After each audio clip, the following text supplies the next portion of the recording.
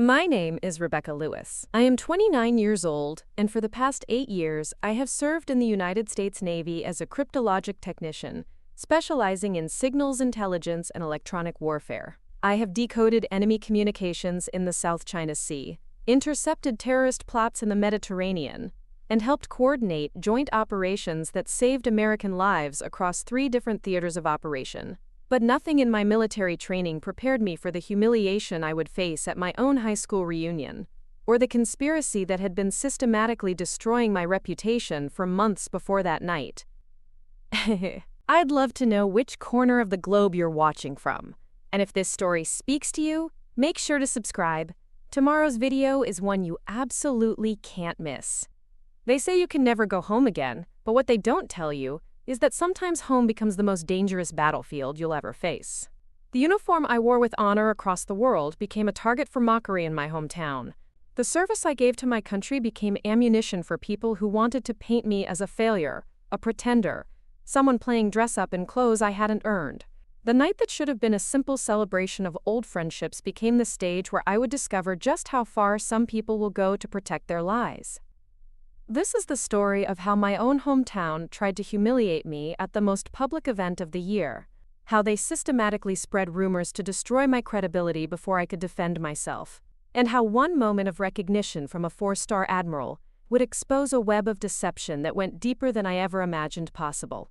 This is the story of betrayal, courage, and the shocking truth that sometimes the people trying to tear you down are the ones who fear what you represent most. The first sign that something was wrong came on a humid Tuesday morning in August, 3 months before my 10-year high school reunion. I was stationed at Naval Station Norfolk, working the early shift in the cryptologic division, when my phone buzzed with a message from Amanda Foster, my former classmate and the self-appointed organizer of our reunion committee. "Hey Rebecca, so excited you're planning to attend the reunion. Quick question though, we're doing a slideshow of everyone's accomplishments since graduation. Could you send us some verification of your military service? Just want to make sure we get the details right for the presentation." I stared at the message, reading it twice before the oddness of the request fully registered. Verification of my military service? I had been posting photos in uniform on social media for years. My LinkedIn profile clearly showed my Navy career progression. Half of our graduating class had liked or commented on posts about my deployments and assignments. Why would Amanda suddenly need verification of something that had been publicly documented for nearly a decade?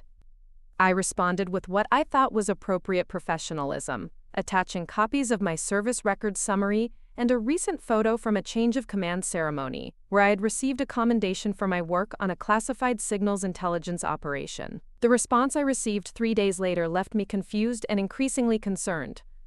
"Thanks for sending this. Just to clarify, you're listed as a petty officer 2nd class, right? We want to make sure we don't accidentally inflate anyone's rank or responsibilities. You know how people can get sensitive about military stuff." The message hit me like cold water.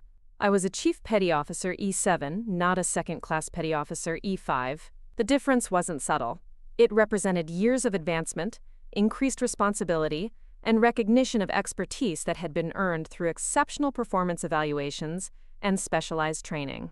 More importantly, my rank insignia was clearly visible in every photo I had sent, and my service record explicitly stated my current pay grade and position. I called Amanda directly, thinking there must have been some confusion with the documents I had sent. She answered on the 4th ring, her voice carrying a tone I couldn't immediately identify, something between embarrassment and defensiveness. "Oh, Rebecca, hi. I was just about to call you back about the reunion materials. Amanda, I think there might be some confusion about my rank. I'm a Chief Petty Officer E7, not a 2nd class. It's clearly stated in the service record I sent."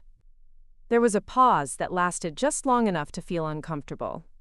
"Right. Well, the thing is, we've been getting some feedback from other classmates about the military information we're including in the slideshow. Some people are concerned that there might be exaggerations in what people are claiming about their service." "Exaggerations? Amanda, I sent you official Navy documents. There's nothing to exaggerate. These are facts verified by the Department of Defense." "I'm sure they are, Rebecca. It's just that, well, Marcus Thompson was in the Army Reserve, And he mentioned that sometimes people can be confused about their actual rank versus temporary assignments or training positions. He thought it would be better if we just used the most conservative information to avoid any potential embarrassment. Marcus Thompson. I remembered him clearly, a mediocre student who had struggled through basic training with the Army Reserve and had been discharged after 2 years for failure to meet physical fitness standards. He had never deployed, never held a leadership position, and had no experience with Navy rank structure or career progression. Yet somehow his opinion about my service record was being treated as more credible than my official documentation. Amanda, Marcus Thompson has no authority to evaluate Navy service records, and he certainly doesn't have access to information about my career that would contradict what I've provided. What exactly did he tell you? The pause was longer this time. He said that some people tend to embellish their military experience, especially women who want to seem more important than they actually were. He suggested that we should fact-check everyone's claims more carefully. The conversation continued for another 10 minutes, but the pattern was already clear. Marcus Thompson had positioned himself as an expert on military service within our class reunion committee, and he was using that false authority to undermine the credibility of my documented achievements. Worse, Amanda and apparently other committee members were accepting his assessment without question, despite having no independent knowledge of military protocols or rank structures.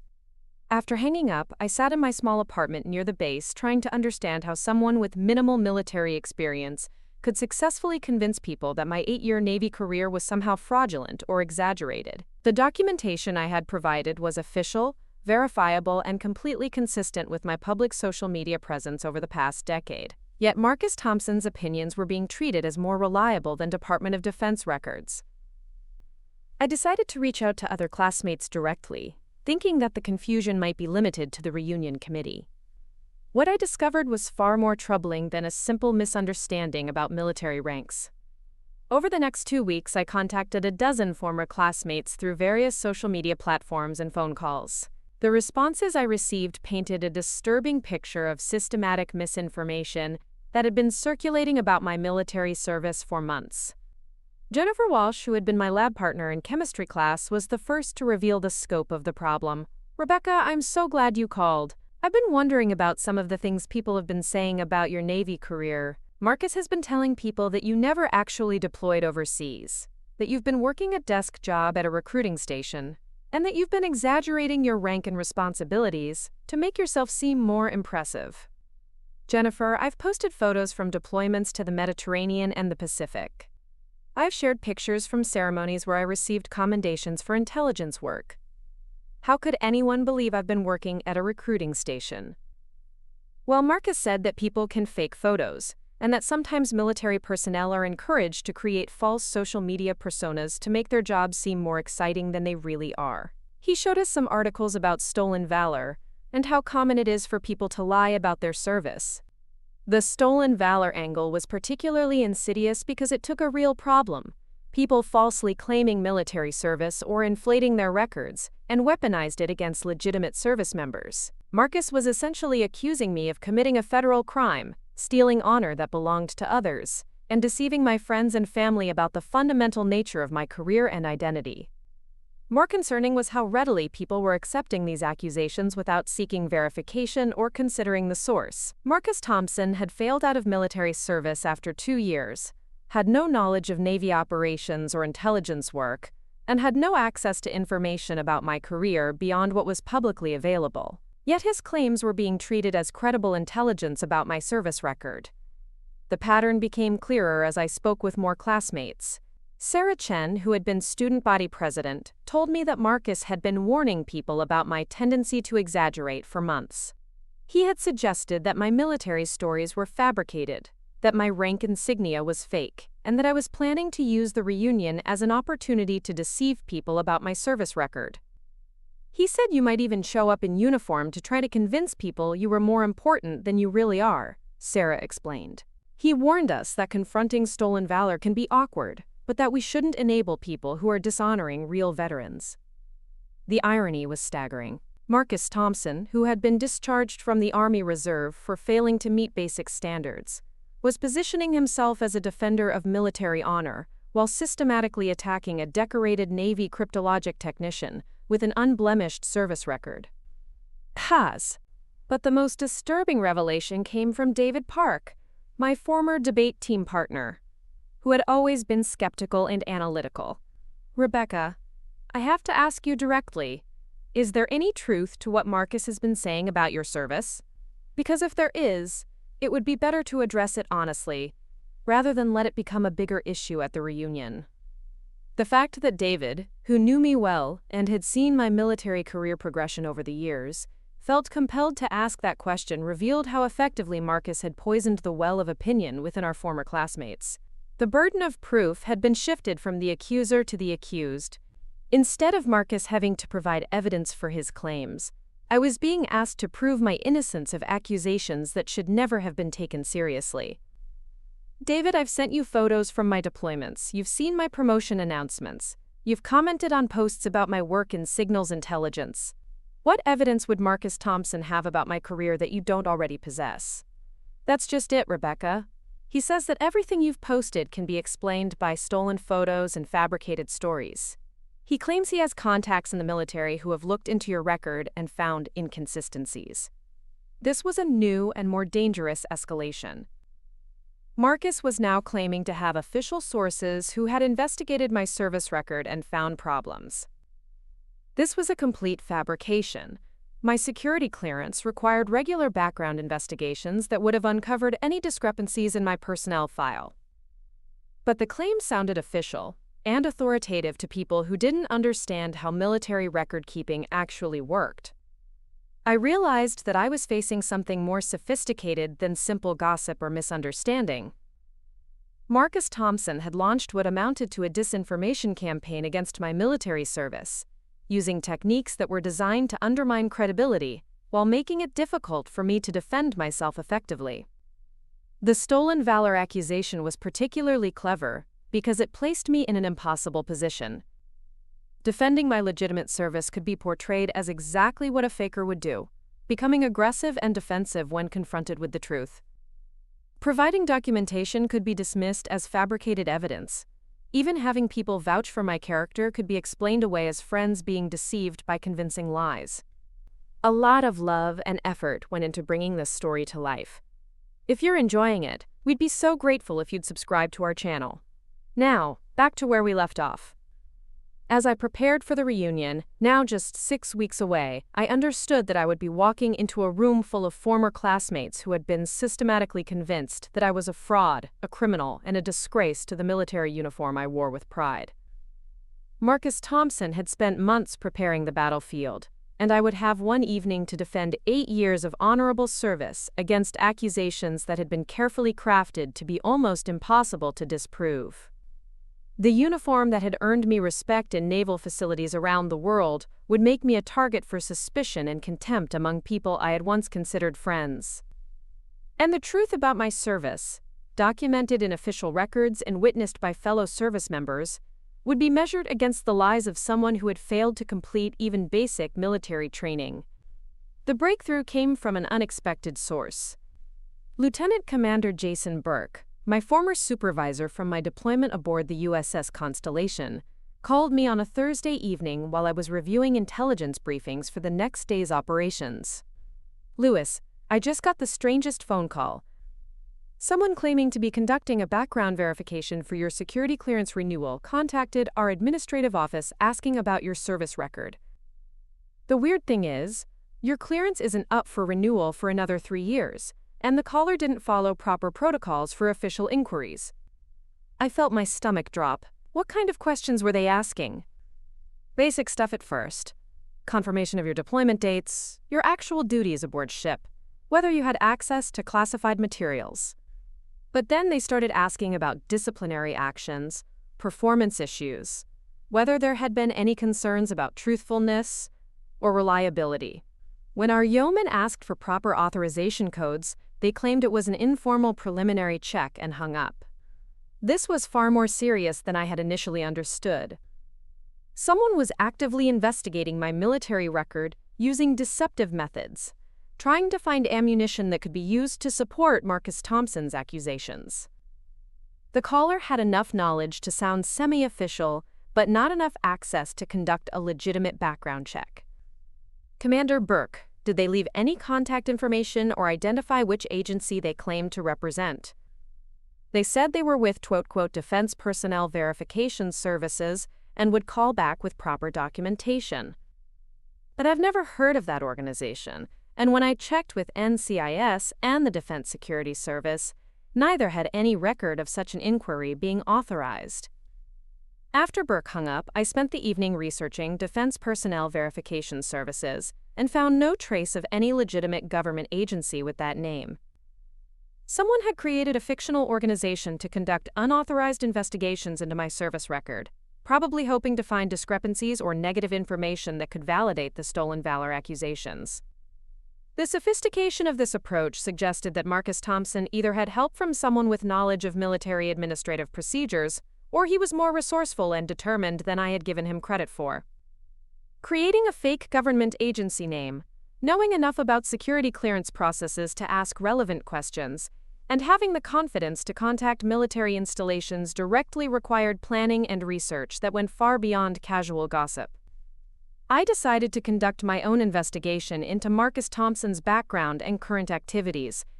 If he was going to weaponize research against me, I needed to understand who I was really dealing with and what resources he might have access to. What I discovered through public records searches and social media investigation painted a picture of someone whose life had been marked by a pattern of inflated claims and resentment toward people who had achieved what he couldn't.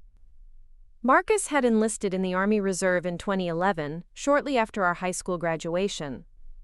His military occupation specialty was listed as 92A, Automated Logistical Specialist, essentially a supply clerk position that required no special security clearance or advanced training. He had served at a reserve unit in Richmond, Virginia, with no deployments and no combat experience. His discharge papers, which were publicly available through a Freedom of Information Act request I submitted, showed that he had been separated under Army Regulations 635-200, Chapter 13, Unsatisfactory Performance. The documentation indicated consistent failures to meet physical fitness standards, poor attendance at drill weekends, and what his supervisors described as attitude problems and difficulty accepting military discipline. But Marcus's social media presence told a very different story. His Facebook and LinkedIn profiles described his military service in vague but impressive-sounding terms. He claimed to have been a, quote, logistics specialist supporting critical military operations, and referenced, quote, classified supply chain management for sensitive operations. His profile photo showed him in dress uniform with ribbons that I recognized as basic training and good conduct medals, awards that every soldier receives automatically unless they get in serious trouble. More revealing were the posts and comments he had made over the years about other people's military service. He had a history of questioning other veterans' stories, particularly those involving deployments, combat experience, or specialized training. He seemed to have appointed himself as an unofficial investigator of stolen valor, despite having no expertise or authority to evaluate other people's service records. In one particularly telling exchange from 2019, he had accused a local Marine veteran of exaggerating his service in Afghanistan, demanding that the veteran provide proof of his combat awards. When other veterans defended the Marine and pointed out that Marcus had never deployed anywhere, he responded with a lengthy post about how quote quote quote quote quote quote quote quote quote quote quote quote quote quote quote quote roles that enabled combat operations, and that people who hadn't served had no right to question any veteran's contributions. The psychology was becoming clearer. Marcus Thompson was someone who felt inadequate about his own limited military service, and he dealt with those feelings by attacking other veterans whose accomplishments highlighted his own shortcomings. He had discovered that accusations of stolen valor were particularly effective because they were difficult to disprove and appealed to people's respect for military service. But there was another dimension to his campaign against me that went beyond personal insecurity. Through mutual connections on social media, I discovered that Marcus had been in contact with several other former classmates who had expressed resentment about my military career over the years.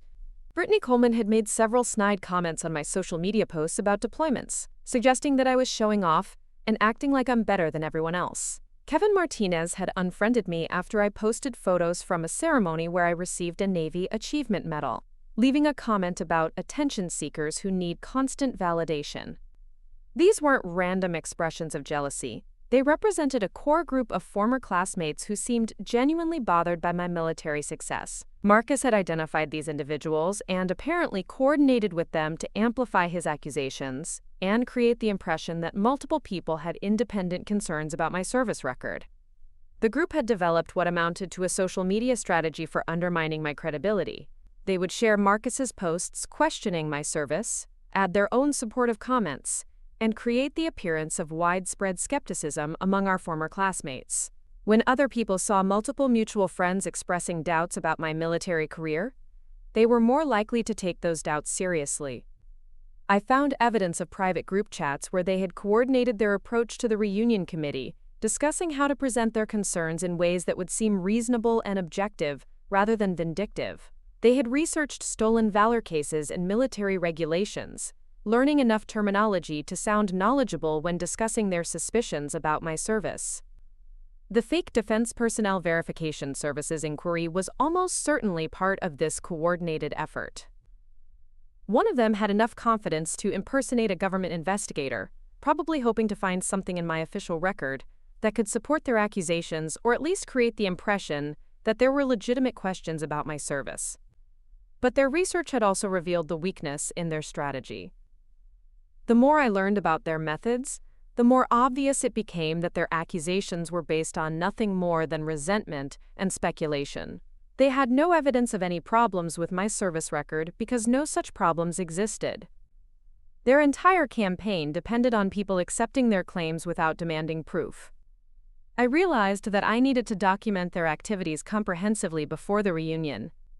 If they were going to make public accusations about stolen valor, I needed to be prepared to demonstrate that those accusations were part of a coordinated harassment campaign by people with personal grudges and no evidence to support their claims.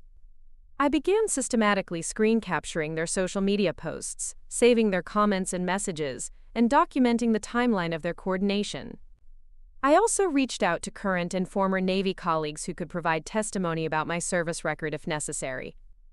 Chief Warrant Officer Michelle Santos, who had worked with me on several classified intelligence operations, was particularly helpful. Lewis, if someone is questioning your service record, they're either ignorant or malicious. Your work on the Mediterranean deployment directly contributed to identifying terrorist financing networks. The intelligence you developed led to disrupting 3 planned attacks on U.S. interests. Anyone who claims you're not a legitimate intelligence specialist is either lying or has no idea what they're talking about. Commander Patricia Williams, my current commanding officer, was more direct in her assessment. Petty Officer Lewis, if these accusations continue, I want you to document everything and consider filing a complaint with local law enforcement. False accusations of stolen valor can constitute harassment, and if these people are impersonating government investigators, they may be committing federal crimes. The advice was sound, but I also understood that involving law enforcement might escalate the situation beyond what was necessary. My goal wasn't to destroy Marcus Thompson or his co-conspirators. It was to protect my own reputation and ensure that the reunion didn't become a platform for their unfounded accusations. However, I also needed to prepare for the possibility that they would use the reunion as an opportunity to publicly confront me about my service record. If they had spent months building up to this moment, they might be planning some kind of dramatic revelation or confrontation that would humiliate me in front of our entire graduating class. The reunion was now 3 weeks away, and I had uncovered enough about their activities to understand that I was walking into a carefully planned ambush. They had spent months poisoning opinion against me, coordinating their stories, and preparing what they believed would be a decisive confrontation with someone they were convinced was a fraud.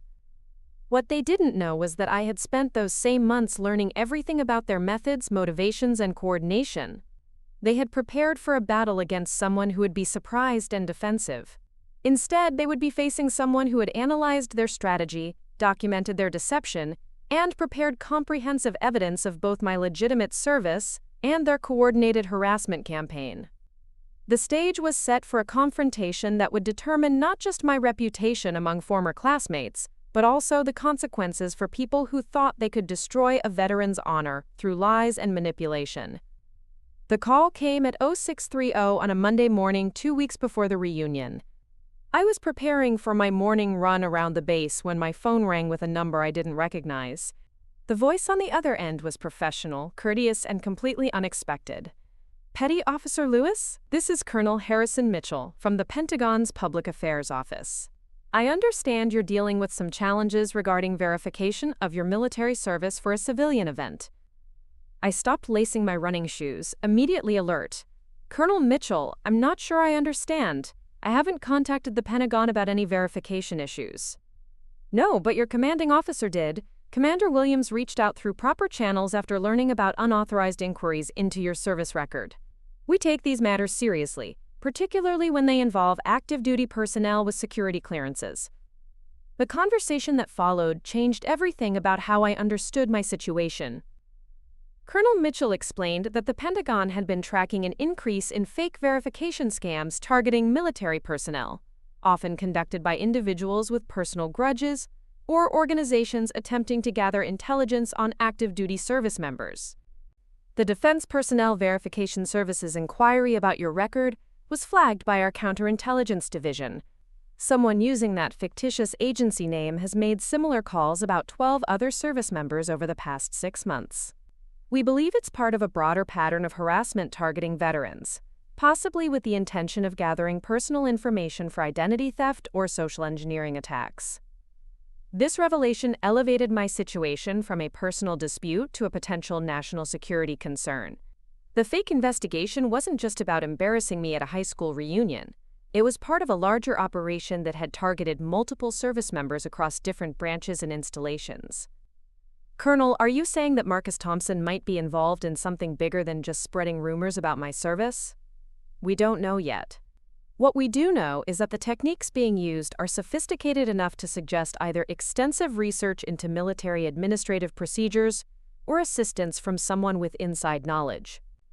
We'd like your permission to conduct a formal investigation into the harassment you've been experiencing. I agreed immediately, understanding that this meant my reunion confrontation had become part of an official military investigation.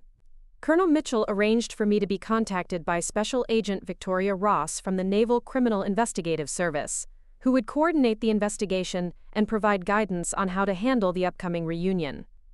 Agent Ross called that afternoon, her tone businesslike but reassuring. Petty Officer Lewis, we've reviewed the documentation you've provided about the harassment campaign, and we believe there's sufficient evidence to warrant a formal investigation. However, we'd like to use the reunion as an opportunity to gather additional evidence about their methods and potentially identify other participants. You want me to attend the reunion knowing they're planning to confront me? We want you to attend the reunion while we monitor their activities. We've identified social media communications suggesting they're planning some kind of public confrontation or exposure of your alleged stolen valor. If we can document their harassment in a public setting, it strengthens any potential criminal charges. Agent Ross explained that NCIS would have undercover personnel at the reunion, posing as classmates or hotel staff, who would document any harassment or false accusations. They had also obtained warrants to monitor the social media accounts and electronic communications of Marcus Thompson and his co-conspirators during the event. This is bigger than just your situation, Petty Officer Lewis. We believe these individuals may be part of a network that targets military personnel for harassment, identity theft, or worse. Your case could be the key to exposing a much larger operation. The next week was spent in preparation that felt more like planning a military operation than getting ready for a social event. Agent Ross briefed me on surveillance protocols, communication procedures, and evidence collection techniques. I would be wearing a concealed recording device and would have direct communication with the NCIS team throughout the evening. But the most significant development came when Agent Ross revealed what their investigation had uncovered about Marcus Thompson's current activities and associations. Thompson isn't just a failed soldier with a grudge. Over the past 2 years, he's been associated with several online groups that specifically target military personnel for harassment. These groups share information about active duty service members, coordinate harassment campaigns, and in some cases, engage in doxing and identity theft. She showed me printouts of forum discussions where Marcus had shared detailed information about my service record, my duty stations, and even my home address. He had posted photos of my social media accounts, encouraged others to investigate my claims, and provided templates for the fake verification calls that had been made to my command. The group he's associated with calls itself Valor Guardians, and they present themselves as patriots protecting military honor from fraudulent claims. In reality, they're a harassment network that targets legitimate veterans, often women and minorities, who they believe don't deserve the recognition they've received. The scope of the operation was staggering. The Valor Guardians had targeted hundreds of veterans over the past 3 years, using similar techniques to the ones used against me. They would identify a target, usually someone whose military success they resented, then launch coordinated campaigns to undermine that person's credibility through false accusations and harassment. Many of their targets have been forced to provide extensive documentation of their service to employers, schools, and community organizations. Some have lost jobs, educational opportunities, or professional relationships because of false accusations that were too difficult to disprove quickly. Agent Ross explained that the reunion confrontation was likely intended as a, quote, proof of concept for their harassment techniques. If they could successfully humiliate me in a public setting, they would use the event as propaganda to recruit more members and refine their methods for targeting other veterans. They've been promoting your reunion on their forums, encouraging members to attend or monitor social media for evidence of your supposed, quote, exposure. They see this as a major victory that will validate their approach and demonstrate their effectiveness. The revelation that my high school reunion had become a showcase event for a veteran harassment network was both disturbing and motivating. I wasn't just defending my own reputation anymore, I was potentially helping to expose and dismantle an organization that had been systematically attacking veterans across the country. But Agent Ross also revealed information that made the situation more personal and more dangerous than I had realized. Thompson has been in communication with someone who appears to have access to military personnel databases. Some of the information he shared about you and other targets couldn't be obtained through public sources or social media. We believe someone with legitimate access to military records has been providing information to support these harassment campaigns. The possibility of a military insider providing classified information to civilian harassment groups raised the stakes considerably. This wasn't just about stolen valor accusations anymore. It was about potential espionage, unauthorized disclosure of classified information, and systematic targeting of military personnel for unknown purposes. Agent Ross arranged for additional security measures to be in place during the reunion. Local law enforcement had been briefed on the situation and would have officers nearby in case the confrontation escalated beyond verbal harassment. The hotel security staff had been discreetly informed about potential disruptions, and additional NCIS personnel would be monitoring online communications in real time during the event. Petty Officer Lewis, I want you to understand that this operation serves multiple purposes. We're protecting you from harassment, but we're also using this event to gather intelligence about a network that has been targeting military personnel for years. Your courage in facing this confrontation could help us protect hundreds of other veterans from similar attacks. The night before the reunion, I reviewed the intelligence briefing materials Agent Ross had provided. Photos of known Valor Guardians members who might attend the event, communication intercepts showing their planned tactics, and profiles of the key participants in their network. Marcus Thompson was just one member of a sophisticated organization that had been perfecting techniques for destroying veterans' reputations and psychological well-being. I also reviewed the evidence package that had been prepared to defend my service record. Official documentation from the Navy Personnel Command, testimony from commanding officers, classified commendation citations that could be partially declassified for evidentiary purposes, and forensic analysis of the fake verification attempts that had been traced back to Marcus's network. But perhaps most importantly, I reviewed the broader context of why this confrontation mattered. The Valor Guardians had been successful because they exploited people's respect for military service and their concern about stolen valor. They turned legitimate concerns about honor and integrity into weapons that could be used against the very people they claimed to be protecting.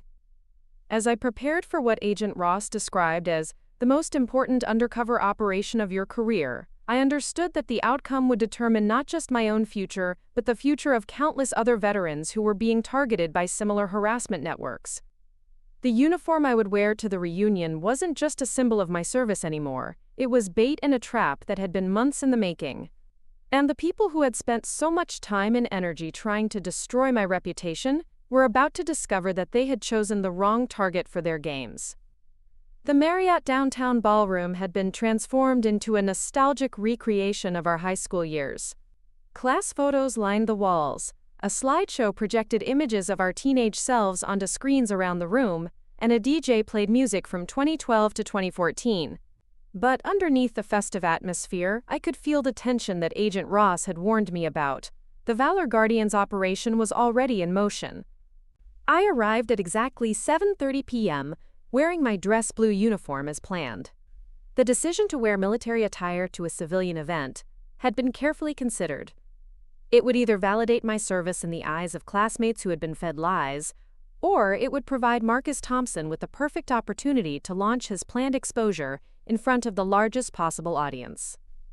The recording device was virtually undetectable, concealed within my uniform in a way that would capture both audio and video of any confrontations. Agent Ross had positioned herself near the registration table, posing as a hotel event coordinator, while two other NCIS agents mingled among the guests as attendees from neighboring high schools who were curious about our reunion. The first hour passed without incident. Former classmates approached me throughout the evening, most with genuine curiosity about my military career and appreciation for my service. Several people mentioned that they had heard concerns about my service record, but had dismissed them as gossip. Others seemed to be watching me carefully, as if evaluating whether I matched whatever descriptions they had been given. Amanda Foster, the reunion organizer, seemed particularly nervous when she greeted me. "Rebecca, I'm so glad you decided to come. I hope you know that the committee tried to be fair about everyone's biographical information in the slideshow." "I'm sure you did, Amanda. I'm looking forward to seeing what you put together." Her expression suggested that she was dreading my reaction to whatever they had included about my military service. When the slideshow began at 8:45, I understood why. The presentation covered each classmate's post-graduation achievements with photos and brief descriptions. When my section appeared, the information was deliberately vague and diminished.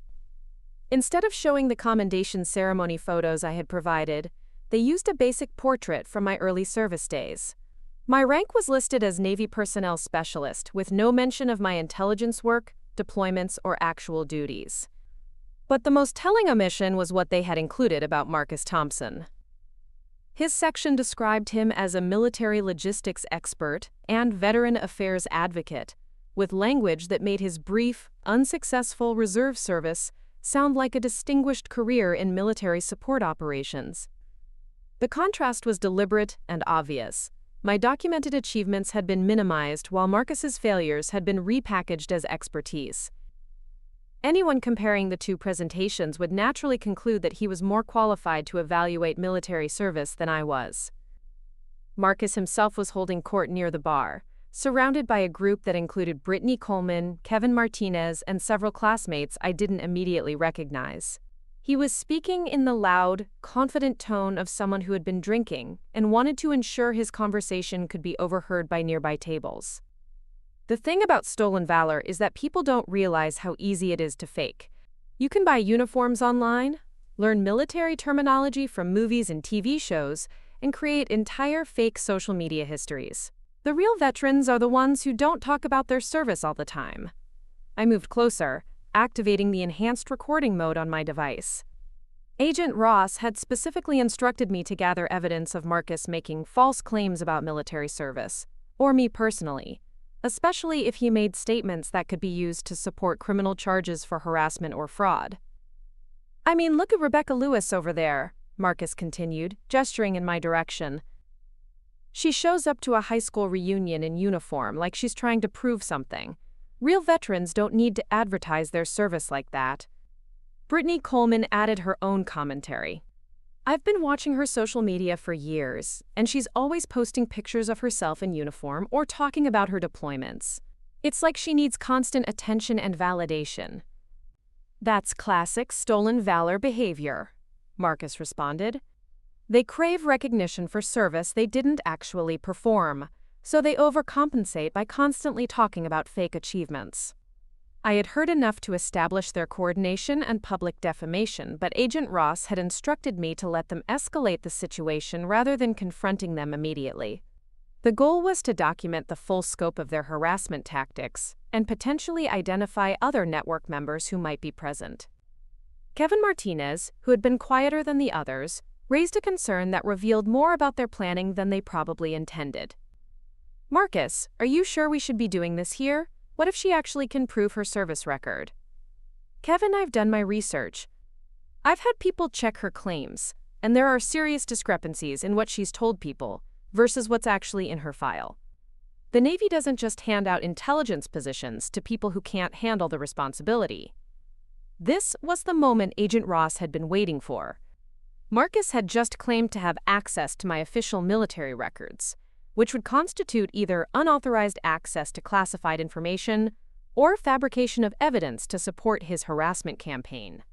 Either scenario provided grounds for federal criminal charges.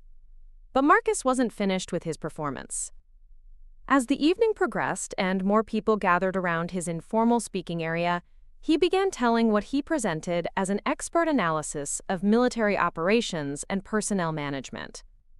You have to understand how the military actually works, he explained to a growing audience. They don't just send people to war zones without extensive training and evaluation. Someone who actually served in intelligence roles would have security clearances, specialized training, and documented evidence of their assignments.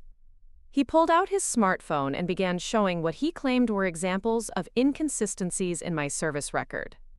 The documents he displayed appeared to be official military forms, but I could see from my position that they were poorly constructed forgeries with incorrect formatting and terminology.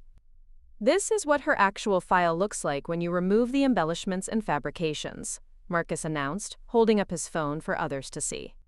Basic training completion, routine stateside assignments, no deployments to combat zones, no intelligence clearances. The crowd around him had grown to include nearly 30 classmates, all listening intently to what sounded like an authoritative military briefing. Many were taking photos of the documents he was showing, presumably to share on social media later. Agent Ross had moved closer and was now within earshot of the entire presentation. Through our concealed communication system, she whispered instructions for me to continue monitoring but not to intervene until Marcus made specific accusations that required immediate response. The sad thing is that people like Rebecca damage the reputation of real veterans, Marcus continued. When someone fakes their service record, it makes it harder for legitimate veterans to get the respect and support they deserve. That's why organizations like Valor Guardians exist, to protect military honor from people who want to steal it. This was the first time he had publicly mentioned the Valor Guardians by name, confirming their involvement in his harassment campaign and providing evidence of the broader network that Agent Ross was investigating. But then Marcus made the tactical error that Agent Ross had been hoping for. Instead of continuing his general presentation about stolen valor, he shifted to direct accusations about my presence at the reunion. I think everyone here deserves to know that Rebecca Lewis is not the war hero she pretends to be, he announced, his voice carrying across the ballroom. She's wearing a uniform she didn't earn, claiming achievements that belong to real veterans, and using stolen valor to get attention and respect she doesn't deserve. The ballroom had grown quieter as people became aware that something dramatic was happening. Marcus had positioned himself in the center of the room, with classmates forming a large circle around him. He was holding his phone above his head, displaying what he claimed was evidence of my fraudulent service record. I have documentation proving that everything she's told you about her military career is a lie. She never served in intelligence, never deployed overseas, never earned the rank she claims to hold. She's a criminal who has been deceiving all of you for years. This was the moment Agent Ross and I had been preparing for. Marcus Thompson had just made specific, false, and defamatory statements about my military service in front of dozens of witnesses while claiming to possess evidence that he knew to be fabricated. He had also publicly identified himself as a member of the Valor Guardians network and admitted to conducting unauthorized investigations into my service record. The recording devices had captured everything, and the NCIS agents positioned around the room were documenting the crowd's reaction and identifying other potential network members based on their responses to Marcus's presentation. But as I prepared to respond to his accusations, I noticed something that hadn't been part of Agent Ross's operational briefing. Standing near the ballroom entrance, partially concealed behind a decorative column, was a man in a Navy dress uniform with insignia I immediately recognized. Rear Admiral Thomas Crawford, commander of Naval Intelligence Activities, was present at my high school reunion, and he was watching Marcus Thompson's performance with the focused attention of someone who was evaluating both the accusations being made and my response to them. The trap that had been set for Marcus Thompson and his network was about to be sprung, but apparently there were additional layers to this operation that Agent Ross hadn't fully briefed me about. The reunion that was supposed to be my humiliation was about to become something far more significant than anyone in that ballroom could have anticipated. Commander Lewis Story, Part 5, The Admiral's Revelation. The silence in the ballroom was deafening. Marcus Thompson stood in the center of the room, still holding his phone aloft, displaying what he believed was damning evidence of my fraudulent military service. Around him, 30 classmates waited for my response to accusations that, if true, would constitute federal crimes and a betrayal of everything military service represented. I stepped forward, my dress blues crisp under the ballroom lights, every ribbon and insignia earning its place through years of dedicated service. But before I could speak, Rear Admiral Crawford emerged from behind the decorative column and began walking toward the center of the room. His presence immediately changed the atmosphere. Even civilians who didn't recognize his rank insignia could tell from his bearing and uniform that this was someone of significant authority. The whispered conversations that had been building around Marcus's accusations stopped entirely, as everyone focused on this unexpected figure. "Excuse me," Admiral Crawford said, his voice carrying the kind of quiet authority that made everyone in the room lean forward to listen. I couldn't help but overhear this discussion about military service verification. Perhaps I could be of assistance. Marcus's confident expression flickered with uncertainty for the first time that evening. He had prepared for my defensive response, possibly even for the intervention of other classmates who might defend me. He had not prepared for the arrival of a senior military officer who clearly outranked anyone he had ever encountered. "Sir, I appreciate your interest, but this is really a matter between classmates," Marcus replied, trying to maintain his authoritative tone while clearly intimidated by Admiral Crawford's presence. "Actually, Mr. Thompson, this became a matter of Navy interest the moment you began making false claims about one of our personnel and displaying forged military documents." Admiral Crawford's response was delivered with the calm precision of someone stating established facts rather than opinions. The word forged hit the room like a physical impact. Marcus's face went pale as he realized that his carefully constructed deception was being challenged by someone with the expertise and authority to definitively evaluate his claims. "I don't know what you mean, sir. These documents came from official sources. Mr. Thompson, I am Rear Admiral Thomas Crawford, Commander of Naval Intelligence Activities. The documents you're displaying contain multiple formatting errors, incorrect classification markings, and administrative codes that haven't been used by the Department of the Navy since 1987. They are poorly constructed forgeries, and your possession of them constitutes several federal violations." The Admiral's words carried absolute authority. This wasn't a debate or discussion. It was an official determination by the highest-ranking naval intelligence officer present that Marcus's evidence was fabricated and his accusations were groundless. But Admiral Crawford wasn't finished with his assessment. "Furthermore, Mr. Thompson, your claims about Chief Petty Officer Lewis's service record are not only false, they demonstrate a concerning ignorance of naval operations and intelligence procedures. CPO Lewis has served with distinction in some of our most sensitive intelligence operations, and her contributions to national security have earned recognition at the highest levels of the Department of Defense."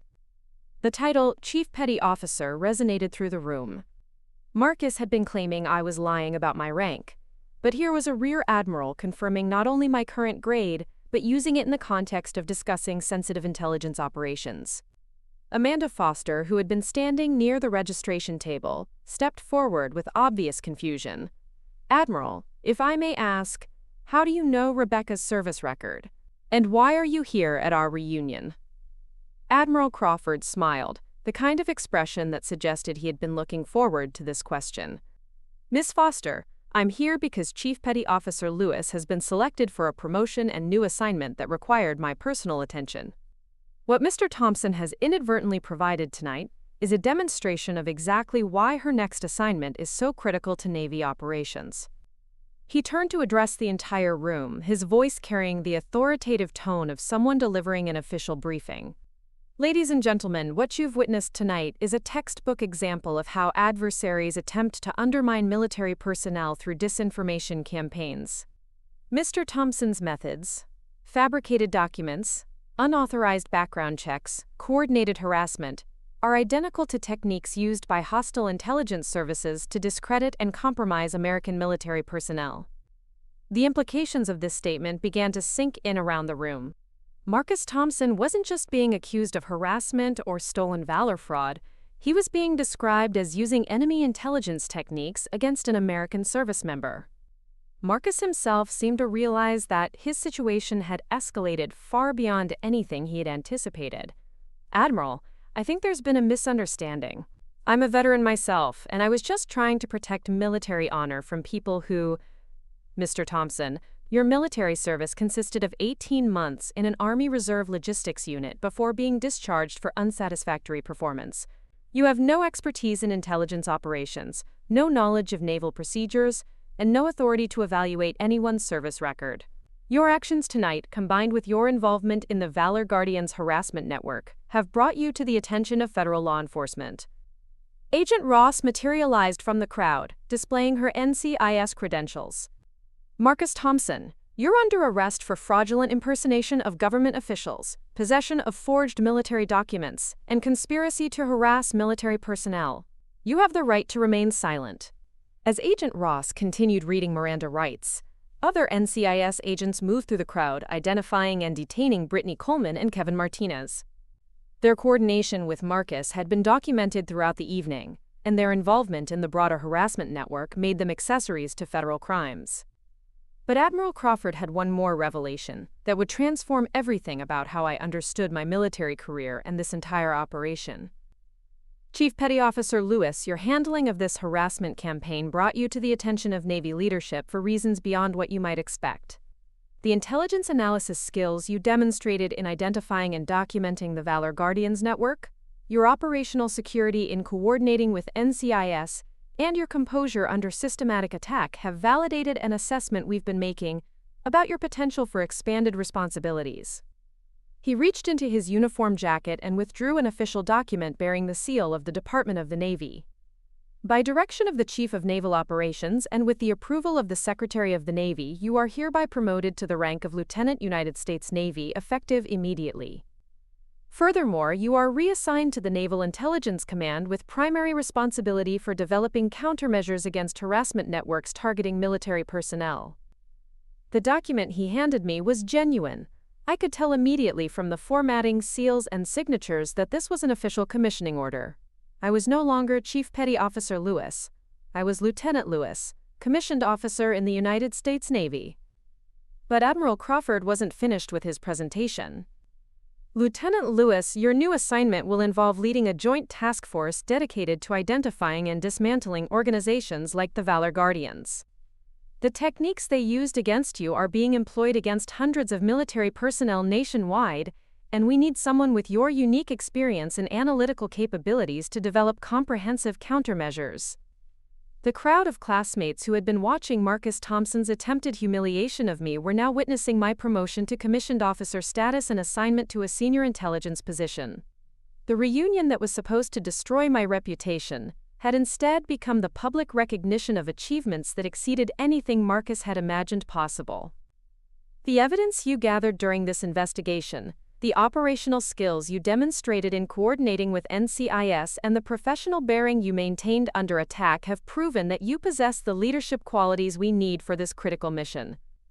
David Park, my former debate team partner who had questioned me about Marcus's accusations, stepped forward with obvious amazement.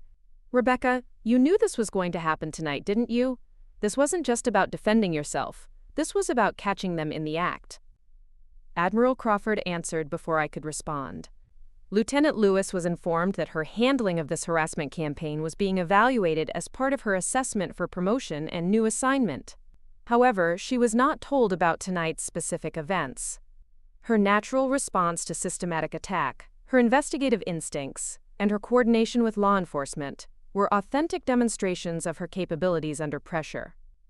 As NCIS agents escorted Marcus Thompson and his co-conspirators from the ballroom, Admiral Crawford addressed the remaining classmates one final time. "Ladies and gentlemen, you've witnessed something significant tonight. Lieutenant Lewis has not only defended her own honor and service record, she has helped expose and dismantle a network that has been attacking veterans across the country. Her courage and professionalism have protected countless other military personnel from similar harassment." He turned to me and rendered a crisp salute. "Lieutenant Lewis, congratulations on your promotion. Report to Naval Intelligence Command on Monday morning to begin your new assignment as Director of Personnel Protection Operations." As I returned his salute, I realized that the uniform Marcus Thompson had mocked as a fake costume was now adorned with the officer's insignia that I had earned through the very ordeal he had orchestrated. The service record he had claimed was fraudulent had been validated by the highest levels of Navy leadership, and the reunion that was supposed to humiliate me had instead become the public ceremony for my promotion to commissioned officer rank. The trap that had been set for Marcus Thompson had caught him completely, but it had also revealed something I never could have anticipated. My response to his harassment campaign had been the final test for responsibilities and recognition that would define the next phase of my naval career. The days following the reunion moved with the intensity of a military operation in full swing. By Tuesday morning, I was sitting in a secure briefing room at Naval Intelligence Command, reviewing files that revealed the true scope of what Marcus Thompson and the Valor Guardians had been orchestrating across the country. Special Agent Ross placed a thick folder on the conference table before me. "Lieutenant Lewis, what happened at your reunion was just the tip of the iceberg. The arrests we made that night led to search warrants on 17 locations across 12 states. What we found is the most sophisticated veteran harassment network we've ever encountered." The evidence was staggering. The Valor Guardians had maintained detailed databases on over 400 active-duty military personnel and veterans, complete with personal information, family details, employment records, and psychological profiles designed to identify the most effective harassment techniques for each target. They weren't just attacking people randomly, Agent Ross explained, pointing to organizational charts that looked like intelligence targeting matrices. They were specifically focusing on military personnel in sensitive positions, people with security clearances, and veterans who had achieved public recognition for their service.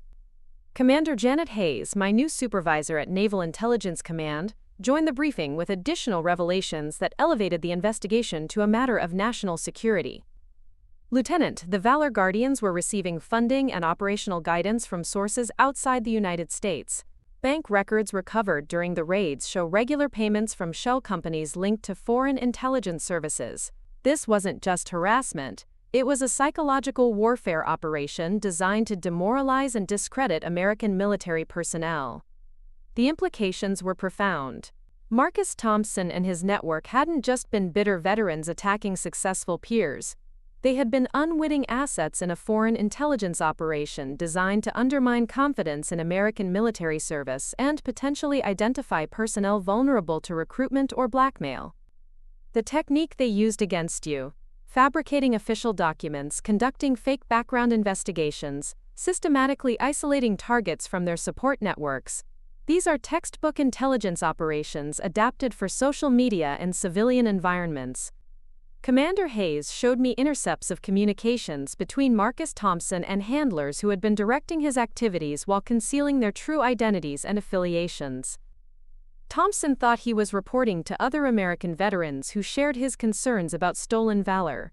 In reality, he was providing intelligence reports to foreign agents who were using his network to gather information on American military capabilities and personnel. The foreign connection explained the sophistication of their operations and the resources they had available for creating convincing forgeries and conducting detailed background research. It also explained why my case had attracted such high-level attention from Navy leadership. Your promotion and new assignment aren't just recognition for how you handled the harassment campaign, Commander Hayes explained. They're based on the intelligence value of the network you helped expose. The information we recovered from their operations has given us unprecedented insight into foreign attempts to infiltrate and manipulate American veteran communities. Over the following weeks, I worked with federal prosecutors to prepare cases against the network members who had been arrested. Marcus Thompson, facing charges that could result in decades in federal prison, had agreed to cooperate with investigators in exchange for a reduced sentence. His debriefing sessions revealed the psychological manipulation techniques that had made him such an effective asset for foreign intelligence services. They convinced me that I was protecting military honor, Marcus explained during one recorded interview. They provided research, documentation, and targets, and made me believe I was part of a patriotic organization defending real veterans from frauds and pretenders. The handlers had been particularly skilled at exploiting Marcus's insecurities about his own failed military service, channeling his resentment into productive intelligence activities while making him feel important and valued.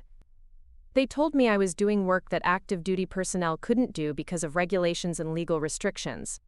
They made me feel like I was contributing to national security in ways that my actual military service never allowed. But the most disturbing revelation came when investigators traced the ultimate source of the funding and guidance that had supported the Valor Guardians network. Assistant Director Michael Zhang from the FBI's Counterintelligence Division briefed me on the international dimensions of the case during a joint agency meeting at the Pentagon. Lieutenant Lewis, the organization that targeted you is part of a broader campaign by hostile foreign governments to identify and compromise American military personnel. The harassment network was designed to serve multiple purposes: psychological warfare against military morale, intelligence gathering on personnel and capabilities, and identification of individuals who might be vulnerable to recruitment. The targeting criteria used by the Valor Guardians had been specifically designed to identify military personnel who possessed valuable intelligence, held sensitive positions, or had access to classified information that could be of interest to foreign governments. Your background in signals intelligence, your security clearance level, and your access to classified communications made you a high-value target. The harassment campaign wasn't just about destroying your reputation, it was about isolating you from your support network and creating conditions where you might be susceptible to recruitment approaches. Director Zhang explained that similar networks had been operating in other countries, targeting military personnel through carefully crafted social media campaigns, fake verification services, and coordinated harassment designed to undermine confidence in their own governments and military institutions. What makes your case unique is that you recognized the operation for what it was and documented it systematically. Your intelligence training allowed you to see patterns and connections that civilian targets missed, and your decision to investigate rather than simply defend yourself provided us with evidence we never could have obtained through traditional counterintelligence methods. The international scope of the operation had prompted coordinated responses from allied intelligence services, who had identified similar networks operating in their countries. My case had become a template for recognizing and countering these psychological warfare campaigns. Lieutenant, your new position as Director of Personnel Protection Operations isn't just about defending American military personnel from harassment. You're developing countermeasures against a form of warfare that most people don't even recognize as an attack. The work was challenging and unprecedented. I was essentially creating a new field of military counterintelligence focused on protecting personnel from social media-based psychological operations, fake verification schemes, and coordinated harassment campaigns designed to compromise national security. My first major success came 6 months after the reunion, when the techniques I had developed identified and dismantled a similar network that was targeting Air Force pilots stationed in Europe. The Foreign Intelligence Service running that operation had been using fake veteran organizations to gather information about flight schedules, aircraft capabilities, and base security procedures. The patterns you identified in your own case allowed us to recognize the same techniques being used against different targets, Agent Ross explained during our after-action briefing. Your experience being targeted by this network gave us the knowledge we needed to protect other service members from similar attacks. But perhaps the most personally satisfying aspect of my new role was the opportunity to work with other military personnel who had been targeted by harassment campaigns. Many had suffered damage to their careers, relationships, and psychological well-being because they hadn't understood that they were facing a coordinated intelligence operation rather than simple civilian harassment. Chief Warrant Officer Angela Martinez had been targeted by a network similar to the Valor Guardians while serving as a helicopter pilot in Afghanistan. False accusations about her flight record had been spread through social media, causing problems with her chain of command and creating security concerns about her reliability. Lieutenant Lewis, when you explained how these networks operate, it was the first time anyone had taken my situation seriously as more than just interpersonal drama, Chief Martinez told me during one of our counseling sessions. Understanding that this was an intelligence operation rather than personal attacks gave me the tools I needed to fight back effectively. The program I developed for supporting targeted personnel became a model for other military branches and allied nations. The psychological techniques used by foreign intelligence services were sophisticated, but they became much less effective when targets understood what they were facing and had institutional support for defending themselves. As I reflected on the year that had passed since my high school reunion, I realized that Marcus Thompson's harassment campaign had inadvertently provided me with the most valuable training possible for my new responsibilities. The experience of being systematically targeted, isolated, and attacked had given me insights into these operations that no classroom instruction could have provided. The uniform that Marcus had mocked as fraudulent now carried the insignia of a commissioned officer leading the Navy's efforts to protect military personnel from psychological warfare. The service record he had claimed was fabricated had become the foundation for developing countermeasures against threats that most people couldn't even recognize. And the reunion that was supposed to humiliate me had instead become the catalyst for exposing and dismantling an international intelligence operation that had been targeting American veterans for years. The network that had seemed so powerful when it was attacking me in isolation had proven surprisingly fragile when confronted with systematic investigation and coordinated law enforcement response. Marcus Thompson and his co-conspirators were serving federal prison sentences, their foreign handlers had been expelled from the country, and the techniques they had used were now part of standard counterintelligence training for military personnel worldwide. 3 years after that transformative reunion night, I stood before the graduating class of the Naval War College, delivering the keynote address on, quote, modern threats to military personnel, recognizing and countering psychological warfare in the digital age. The auditorium was filled with senior officers from all branches of the military, intelligence professionals, and international allies who had come to learn about the countermeasures we had developed. In the front row sat Admiral Crawford, now promoted to Vice Admiral and serving as Director of Naval Intelligence. Beside him was Agent Ross, who had transitioned from NCIS to heading the new Joint Task Force on Personnel Security that had grown out of our initial investigation. Ladies and gentlemen, I began, looking out at the assembled military leadership. 3 years ago, I thought I was simply defending my personal reputation against false accusations at a high school reunion. What I discovered was that I had become the target of a sophisticated international intelligence operation designed to compromise American military personnel through psychological manipulation and social engineering. The presentation that followed detailed the evolution of our understanding about foreign attempts to infiltrate and manipulate American veteran communities. The Valor Guardians case had become the foundation for an entirely new branch of counterintelligence focused on protecting military personnel from non-traditional attacks. The techniques our adversaries are using have evolved beyond traditional espionage and recruitment.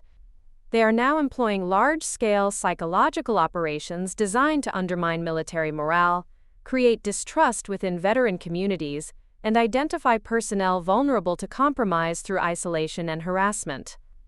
During the question period, a British Royal Navy commander asked about the international coordination that had developed from our initial case. Commander Lewis, how has the intelligence sharing with allied nations evolved since your investigation began? The international response has been remarkable, I replied. We've established formal protocols with intelligence services from 14 allied nations, all of whom have identified similar operations targeting their military personnel. The psychological warfare techniques we documented have been adapted for different cultural contexts, but the fundamental methodology remains consistent across different theaters. What had started as my personal defense against Marcus Thompson's harassment had grown into a multinational effort to protect military personnel from a form of warfare that most people still didn't fully understand. After the presentation, I walked across the War College campus to a small ceremony that held deeper personal meaning than any official recognition I had received. David Park, my former debate team partner, was being commissioned as an officer in the Navy Reserve after completing law school and deciding to serve his country. "Rebecca, I need to apologize again for doubting you that night," David said as we waited for his commissioning ceremony to begin. "I should have trusted what I knew about your character rather than accepting accusations from someone I knew had failed in his own service." "David, you responded exactly the way Marcus's handlers wanted you to respond. They understood that creating doubt among people who knew me well would be more damaging than accusations from strangers. Your reaction wasn't a failure of friendship. It was evidence of how sophisticated their psychological manipulation had become." David's decision to join the military had been partly inspired by witnessing what had happened at our reunion and understanding the broader threats facing military personnel. He would be working in the Judge Advocate General's Corps, specializing in cases involving foreign interference and personnel security. "Your case changed how I understood the threats facing our country," he explained. "It's not just about foreign armies or terrorist groups anymore. It's about adversaries who can attack us through our own social networks, using our relationships and communities against us." The ceremony was small but meaningful. As David took his oath of commissioning, I reflected on how the events that had seemed so personal and devastating 3 years ago had rippled outward to affect national security policy, international intelligence cooperation, and individual decisions like David's choice to serve. That evening, I attended a private dinner hosted by Vice Admiral Crawford for the international officers who had participated in the War College program. The conversation inevitably turned to the evolution of the threats we were all facing and the countermeasures that had proven most effective. "Commander Lewis," said Colonel Marie Dubois from French military intelligence, "your experience has become required reading for our personnel security officers. The psychological profiling techniques your case revealed have helped us identify similar operations targeting our Special Forces personnel." Captain Hans Muller from German Naval Intelligence added his perspective. "What impressed our analysts most was how you maintained operational security while conducting your investigation. Most targets of these operations either become defensive and stop gathering evidence, or they become so focused on clearing their name that they compromise the investigation. Your intelligence training allowed you to document the operation while it was happening. The international dimension of my work had become one of its most rewarding aspects. The techniques developed from my experience were now being used to protect military personnel from psychological warfare operations on 5 continents. But perhaps the most satisfying element of my new career was the direct impact on individual service members who found themselves targeted by similar harassment campaigns. Lieutenant Commander Patricia Wells had contacted my office 6 months earlier when she began experiencing systematic harassment related to her role as a naval aviator. False accusations about her flight qualifications had been spread through online forums, and someone had been making unauthorized inquiries about her service record using techniques identical to those employed against me. "Commander Lewis, your guidance probably saved my career," she told me during our follow-up meeting. Understanding that this was an intelligence operation, rather than personal criticism, gave me the framework I needed to respond effectively. Instead of becoming defensive, I documented everything and worked with security personnel to trace the source of the harassment. The investigation into Lieutenant Commander Wells's case had revealed another network with connections to the same foreign intelligence services that had operated the Valor Guardians. The countermeasures we had developed allowed us to identify and neutralize the threat before it could cause significant damage to her career or gather valuable intelligence about naval aviation operations. "The program you've developed has protected hundreds of military personnel from attacks they didn't even recognize as attacks," Agent Ross told me during our quarterly review meeting. "More importantly, it denied our adversaries access to the intelligence they were gathering through these psychological operations." The statistical impact was impressive. Over 300 military personnel had been identified as targets of foreign-directed harassment campaigns, 47 separate networks had been dismantled, and an estimated 12 major intelligence operations had been disrupted through the application of techniques developed from my case. But the personal impact remained the most meaningful measure of success. Amanda Foster, my former reunion organizer, had reached out the previous year to apologize for her role in amplifying Marcus Thompson's accusations. She had also requested information about how to recognize and report similar operations if she encountered them in her work as a school administrator. "Rebecca, I've been thinking about that night for 3 years," she wrote in her letter. "I realize now that we were all manipulated by someone who understood exactly how to exploit our trust and concern for doing the right thing. Your courage in facing those accusations and your investigation that exposed the truth taught me more about real patriotism than anything I learned in school." The ripple effects continued to expand in unexpected directions. The techniques I had developed for recognizing and countering psychological warfare operations were being adapted for use in protecting civilian communities from similar attacks. Social media companies were implementing policies based on our research to identify and remove harassment networks before they could cause significant damage. As I prepared for my next assignment, promotion to full commander and assignment to lead the newly established NATO Personnel Protection Center in Brussels, I reflected on the journey that had begun with humiliating accusations at a high school reunion. The uniform that Marcus Thompson had mocked as fraudulent now carried the insignia of a senior officer leading international efforts to protect military personnel from psychological warfare. The service record he had claimed was fabricated had become the foundation for countermeasures that were protecting thousands of service members worldwide. The accusations that were meant to destroy my career had instead revealed capabilities and potential that even I hadn't fully understood. The harassment campaign that was designed to isolate me from my support network had instead connected me with a global community of professionals dedicated to defending military honor against sophisticated attacks.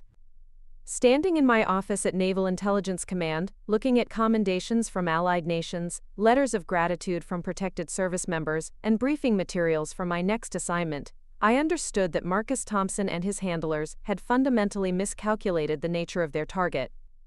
They had assumed that attacking my reputation would be sufficient to neutralize any threat I might pose to their operations. They had not anticipated that their attacks would instead reveal the scope of their activities and provide the intelligence necessary to dismantle their entire network.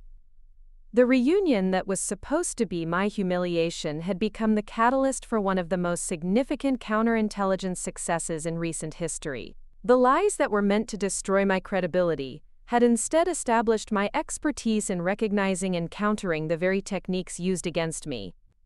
And the uniform they had mocked as fake had become the foundation for a career dedicated to ensuring that no other service member would face similar attacks without the knowledge, support, and institutional backing necessary to defend themselves effectively. The war they had started in that ballroom had ended with their complete defeat and the protection of countless other veterans from similar attacks. The honor they had tried to steal had been returned with interest, and the truth they had tried to obscure had become the foundation for protecting military personnel around the world. The program's expansion had created opportunities I never could have imagined during those dark months when Marcus Thompson was systematically undermining my reputation.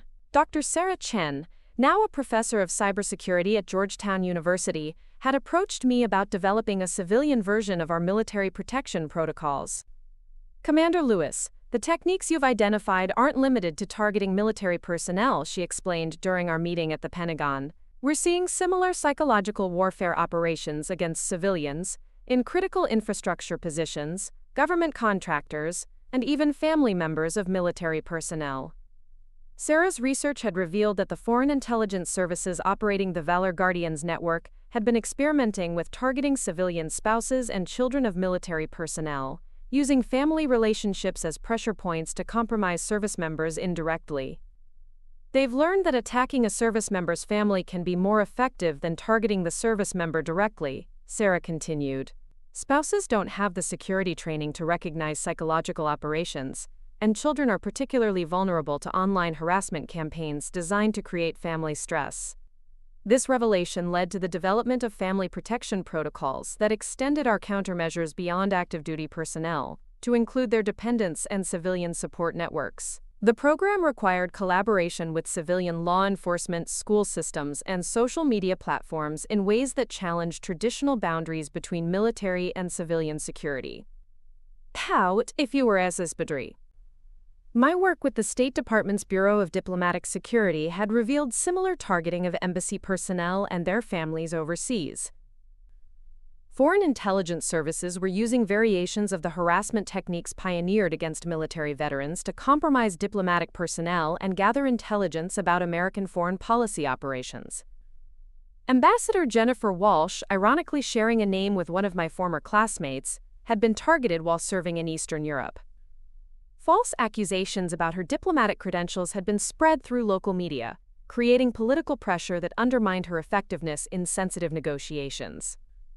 Commander Lewis, your expertise in recognizing these operations saved my career and possibly prevented significant damage to American diplomatic interests, Ambassador Walsh told me during a secure video conference from her current posting in Southeast Asia.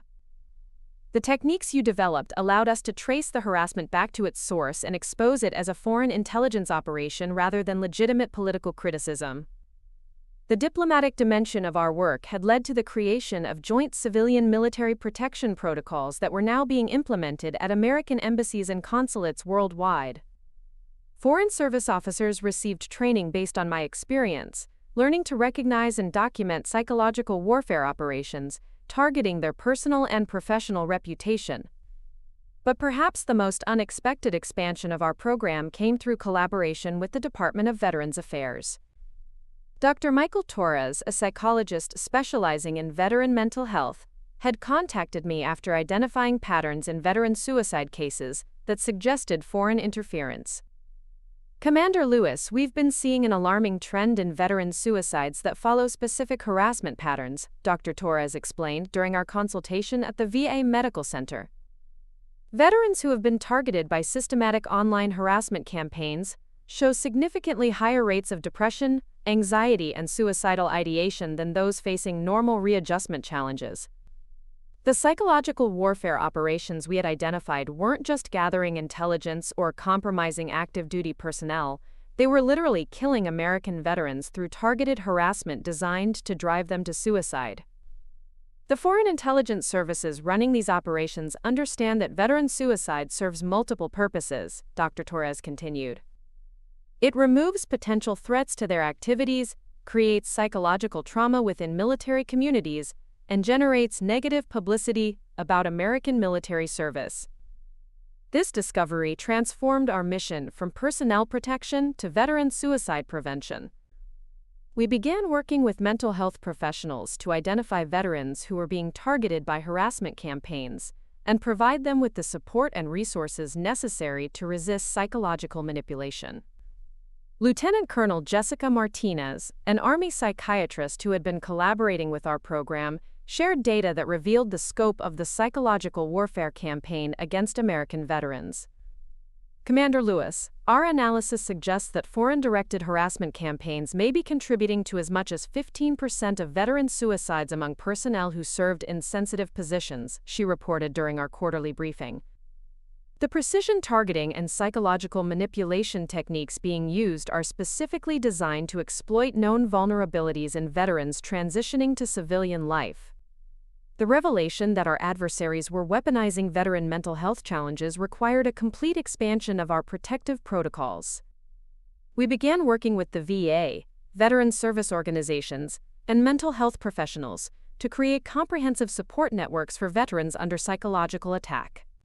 The success stories from this expanded program provided some of the most rewarding moments of my career. Master Sergeant Robert Kim, an Air Force Special Operations veteran, had been targeted by a harassment campaign that exploited his combat-related PTSD to create isolation and despair.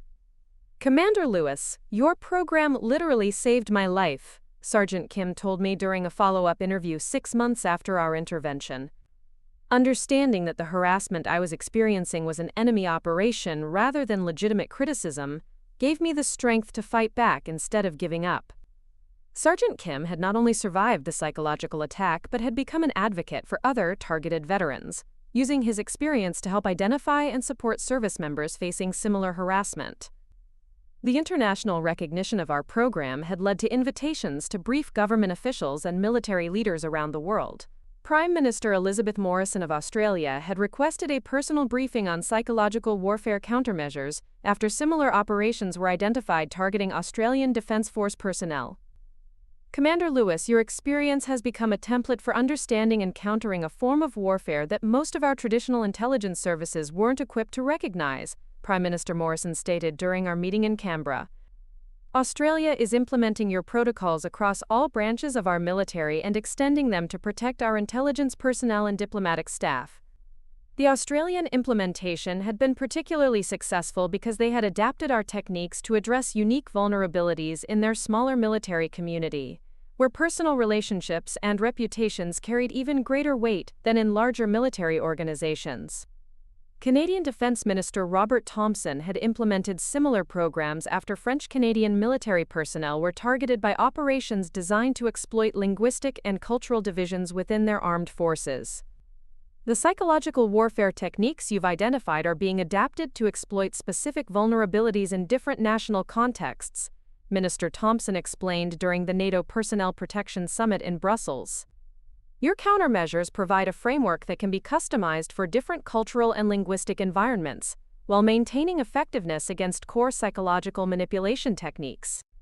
The NATO summit had brought together defense officials from 28 member nations, all implementing versions of the protection protocols developed from my experience with Marcus Thompson's harassment campaign. The small-town reunion confrontation had become the foundation for alliance-wide security cooperation. But the most personally meaningful recognition came from an unexpected source. Marcus Thompson himself, now serving his federal prison sentence, had requested a meeting through his attorney to personally apologize for his role in the harassment campaign. Commander Lewis, I want you to know that I understand now how completely I was manipulated by people who were using my anger and insecurity against my own country, Marcus said during our supervised conversation at the Federal Correctional Facility. They made me believe I was protecting military honor when I was actually attacking it. Marcus had become a valuable source of intelligence about foreign recruitment and manipulation techniques, helping investigators understand how foreign intelligence services identified and exploited American veterans who felt marginalized or unsuccessful. They targeted veterans who felt like failures, people who resented others' success, and individuals who wanted to feel important and valued, Marcus explained. They gave us a sense of purpose and belonging, while directing our anger toward people who represented everything we wished we could have achieved. His cooperation had led to the identification of dozens of other veterans who had been recruited for similar operations, many of whom had no idea they were working for foreign intelligence services. The psychological profile of recruitment targets had become an important element of our prevention programs, helping identify veterans who might be vulnerable to foreign manipulation and providing them with alternative sources of support and recognition. As I prepared for my final week at Naval Intelligence Command before transferring to NATO headquarters, I received a letter that brought the personal dimension of my story full circle. Amanda Foster had written to inform me that she was organizing our 15-year high school reunion and wanted to ensure that this event would be a celebration rather than a confrontation. Rebecca, I've learned so much from watching how you handled what happened at our 10-year reunion, Amanda wrote. Your courage and professionalism turned what should have been your worst night into something that has protected thousands of people. I want our next reunion to honor what you've accomplished and show how proud our class is of your service. The invitation to return to the same ballroom where Marcus Thompson had tried to destroy my reputation represented a completion of the journey that had begun with false accusations and evolved into international recognition for protecting military personnel worldwide. But more than personal vindication, the reunion would represent the transformation of a community that had been manipulated by foreign adversaries into one that understood the threats facing American veterans and the importance of supporting rather than attacking those who served. Standing in my office for the final time, surrounded by commendations from allied nations, letters from protected service members, and briefing materials for establishing the NATO Personnel Protection Center, I reflected on the profound irony of Marcus Thompson's miscalculation. His attempt to humiliate me had instead revealed capabilities that led to my promotion and international recognition. His harassment campaign had provided the intelligence necessary to dismantle an international network targeting American veterans. His accusations of stolen valor had resulted in the protection of military honor on a scale he never could have imagined. The uniform he had mocked as fraudulent now carried the authority to protect thousands of service members from the very techniques he had employed against me. The service record he had claimed was fabricated had become the foundation for countermeasures protecting military personnel on 5 continents. And the reunion that was supposed to be my humiliation had become the origin story for one of the most successful counterintelligence programs in modern history, protecting American veterans from psychological warfare, while denying foreign adversaries access to critical intelligence about military capabilities and personnel. The battle Marcus Thompson had started in that ballroom had ended with his complete defeat and the establishment of permanent defenses protecting American military honor in the digital age. The honor he had tried to steal had been multiplied exponentially through the protection of countless other veterans who would never face similar attacks. 3 years later, as I prepared to lead NATO's efforts to protect military personnel from psychological warfare, the only certainty was that our adversaries would continue evolving their techniques, and we would continue adapting our defenses to stay ahead of threats that most people still didn't understand existed.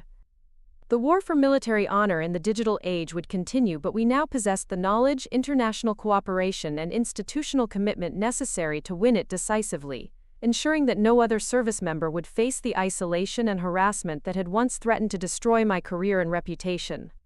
Looking for more? We've got 2 amazing stories ready for you right on screen. If this one touched you, these are absolutely worth your time. Click to watch them now. And hey, subscribe and hit that bell to never miss our latest uploads.